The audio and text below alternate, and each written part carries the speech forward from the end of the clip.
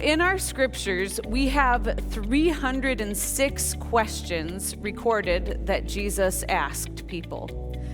And Jesus asked these questions to get to know people, to start conversations. He asked these questions to challenge people in the ways that they maybe saw themselves, or the ways they saw other people, the ways they saw God or the world. Jesus asked these questions to provoke some sort of change and to spark faith. Now, we are asking some of the questions of Jesus in this August sermon series, and so don't worry, we're not asking all 306 questions that Jesus asked. That'd be a really long sermon series. But we thought we'd at least get started, and throughout the month of August, we're asking 5 different questions that Jesus asked. And maybe this will spur you on to look up more of those questions he asked. Or whenever you encounter them, you can see how it can spark growth in your own faith. And in my first sermon on the questions Jesus asked, I said that you could use a devotional practice that's just a 2-step process, that whenever you encounter a question of Jesus, you could first imagine that Jesus is asking you this question personally and where it hits you in your faith. And then the second step is then to go to the Bible and look at the conversation that Jesus had to try to understand it more deeply. So if we do that with this question today, we can do both steps. The question is, where is your faith? Where is your faith? For some of you, that might be easy. My faith is fine, it's great, it's strong. Why are you asking, Jesus? But I imagine there's a variety of responses if you imagine that Jesus is asking you personally. You might be like, I don't know if I have faith. I don't know if I've ever had faith. I don't know what faith is supposed to look like or feel like or be like. I don't know if I have enough faith. I don't know if I have faith in the right things. Is there other things crowding out my faith? This question could make a lot of us really uncomfortable. So when we sit with that for a moment, then we can look at the context of where Jesus asked this question in Scripture and the conversation that followed from it. So Jesus asked this question while he was on a boat with his disciples. They were crossing the Sea of Galilee, which really is a lake. It's a large lake in northern Israel. And as they set out, it was smooth sailing and so nice that Jesus took a nap while the boat was sailing across the lake. But somewhere in the middle of the lake, the waters got choppy, the wind picked up, and a huge storm came down upon them. And it said that the boat was filling with water and the disciples were terrified. Now, since some of Jesus' disciples were professional fishermen and knew that body of water really well, if they were afraid, that means it was a really big storm. They were justified in their fear. And Jesus, for some reason, is still sleeping in the midst of this raging storm, and his disciples are shouting at him, "Master, Master, we are perishing." And it says Jesus woke up and uttered, this is my favorite thing in the whole Bible. No, there's a lot of favorite things I have. Okay, but this thing is one of my favorites. It says that Jesus rebuked the wind and the raging waves. How did he do it? What did Jesus do to rebuke the wind and the raging waves? Did he just do hand gesture and it stops? Did he shout at them? How does one rebuke a storm? But Jesus got up, rebuked the storm, there was peace. And then he asks his disciples, where is your faith? Where is your faith? And the logical answer to that is obviously their faith was swallowed up in the real fear that they could have died being tossed around in this boat in the middle of a storm. Fear is what was in the way of their faith. Now, sometimes there's other things that get in the way of our faith. I'd like to tell you another story about a time on a boat that wasn't harrowing or life-threatening like the disciples, but you might relate to it. So earlier this summer, our family did a camping trip all the way around Lake Superior. That's a really big lake. I mean, I knew it was big, but like you realize how big it is when you drive around the entire lake. And I had booked campsites for us for all the nights except the last few nights.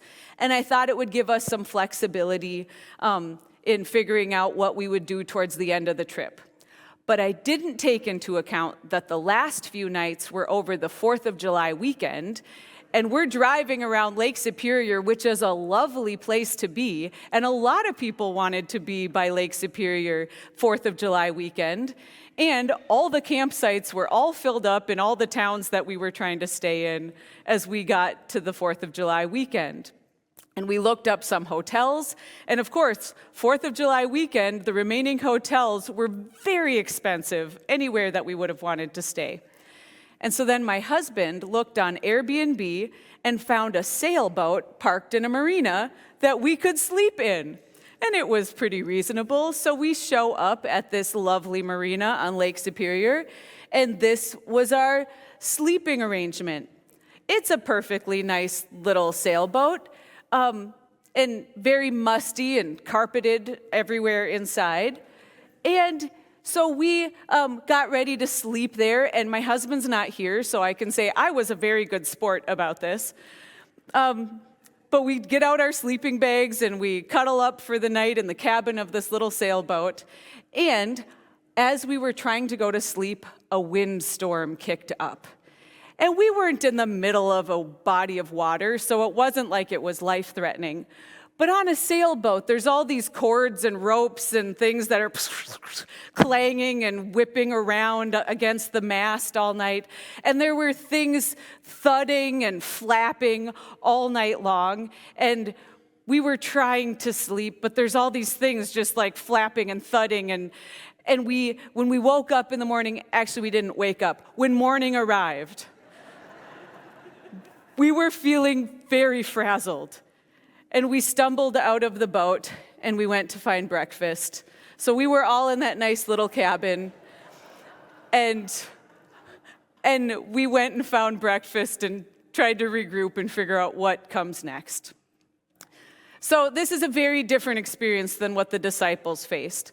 What they were facing was actually a very serious threat to their lives. They were in the middle of a storm. The forces of nature are not to be taken lightly. And they then are wondering, why is Jesus asking them, where is your faith? Their faith was obviously swallowed up in the fear that they could get tossed overboard or capsize and not be able to swim to shore, and they could die. Now, fear is a good thing. Like, fear gets a bad rap, but we are hardwired to be afraid of certain things. Fear has helped us in eras gone by where we had to be afraid of predators that would be out to get us. Fear heightens our awareness so that we can focus on the threat and so that we can escape. I sometimes see the phrase faith over fear, and it's a really great phrase, or faith is greater than fear, and I love that. But I wonder if sometimes it's more aspirational than actual. In real life, sometimes your fear just gets in the way and chokes out everything, even faith. So faith over fear is a great thing, but sometimes we don't always succeed, and the fear wins. But other times it's not fear that gets in the way, it's just being completely frazzled. Like that experience of trying to sleep on a sailboat in a windstorm where there's things just clanking and pinging and nipping at you all night long, and you don't know where to put your focus so that you can find some peace and get some sleep. Sometimes fear gets in the way, and sometimes frazzle gets in the way. Think of all of the things in our lives that are just constantly pinging at us, clanging at us, frazzling our nerves. We're in the age of information overload. We have access to so much information all the time. No matter what news feed you're reading or scrolling, We hear about terrible things that are happening close to home and terrible things that are happening far away. We're learning new things in scientific studies and medical studies. We're trying to deal with how to take care of our families the best ways that we can. I read an article recently about the infinite workday, where so many of us never finish our workday. Before we get started, we already feel behind. And when we should be done with our workday, it still isn't done. We're getting pinged and notified of so many different things all the time.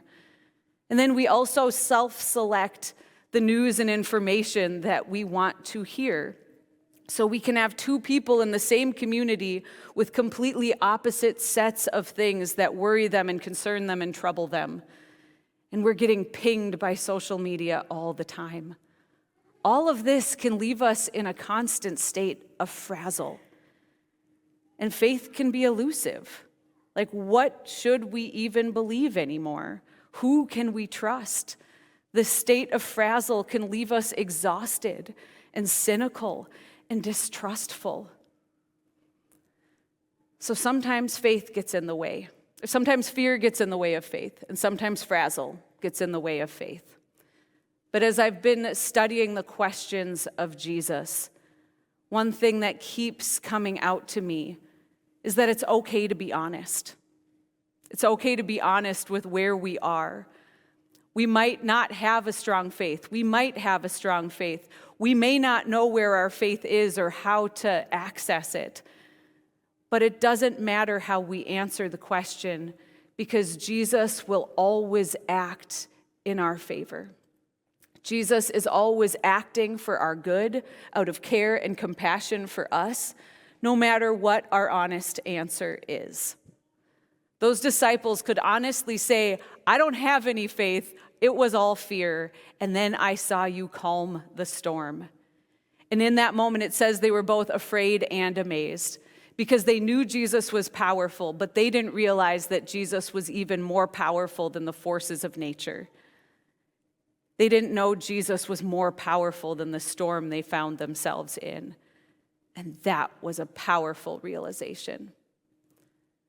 So for any of us, if we're in a storm of life where we are fearful, or if we're just frazzled by all the things pulling at us all the time, Jesus says, hey, no matter what your answer is, I will stand up and I will say, peace, be still. I am with you in the boat. You are not alone. It doesn't depend on you. I am greater than the storm. I am more powerful than the storm, and I want to act on your behalf. I want to bring you peace. I want to bring you healing. I want to bring you what you need. So your faith doesn't depend on you. It depends on the power of God. And Jesus chooses to share it with us. So take that with you this week as you enter any of the storms that you have in life, or any of the frazzle or overload that you're dealing with. Jesus is in the boat with you, and Jesus says, peace, be still.